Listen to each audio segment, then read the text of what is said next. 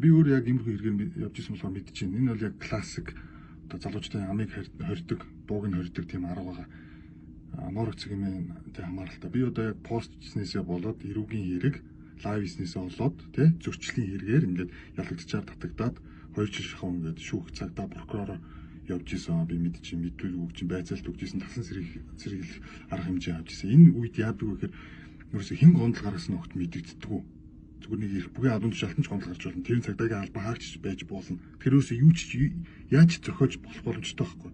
Гомдол гарагч нь хэн гэдэг нь ерөөсө мэддэггүйгээр зүгээр нэг чат бичсэн тэрийг л одоо иргэн сэжүүр болгоод эхэлсэн байна шүү дээ. Тэнгүүд эн чинь нөгөө хэрэг үснээс хойш мөрдөн шалах үйл ажиллагаа явуулах төстэй байтал чинь хэрэг үсээгүй байхад шахуу ингээд мөрдөн шалах үйл ажиллагаатай одоо хамаарах зүйлүүд хийж дуцыг нурааж авч чинь хувийн нууцд нь халдчихээн шууд очиод эмгүүлч мэдүүлэг авч энэ зүйл бол хизэж байж болохгүй зүйлээ. Би бол энийг бэрээ тулсны хувьд бол ямар хэцүү гэдгийг бол мэдчихээн.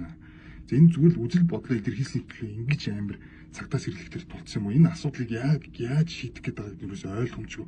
2 жил явна. Хэдэн жил чамаагүй явуулна, чамааг залхаана. Дахиж үгээ хэлэхгүй болтол ч дугаал намын ч нүүдэн.